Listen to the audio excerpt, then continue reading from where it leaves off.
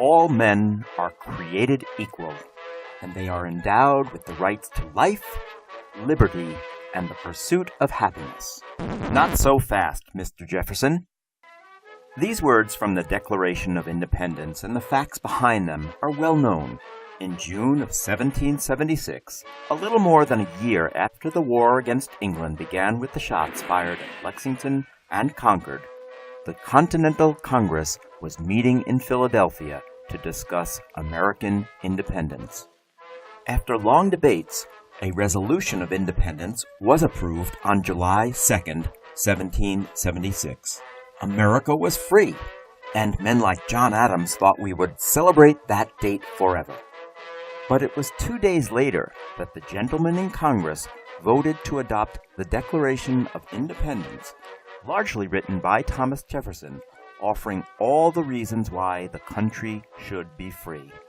More than 235 years later, we celebrate that day as America's birthday. But there are some pieces of the story you may not know. First of all, Thomas Jefferson gets the credit for writing the Declaration, but 5 men had been given the job to come up with a document explaining why America should be independent. Robert Livingston, Roger Sherman, Benjamin Franklin, and John Adams were all named first.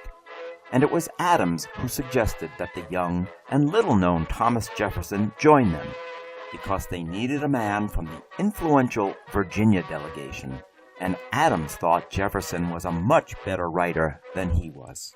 Second, though Jefferson never used footnotes or credited his sources, some of his memorable words and phrases were borrowed from other writers and slightly tweaked. Then Franklin and Adams offered a few suggestions, but the most important change came after the Declaration was turned over to the full Congress. For 2 days, a very unhappy Thomas Jefferson sat and fumed while his words were picked over.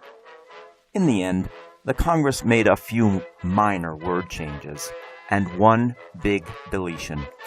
In the long list of charges that Jefferson made against the King of England, the author of the Declaration had included the idea that George III was responsible for the slave trade and was preventing America from ending slavery.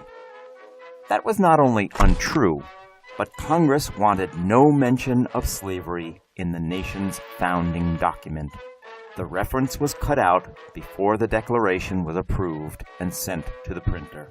But it leaves open the hard question: how could the men who were about to sign a document celebrating liberty and equality accept a system in which some people owned others?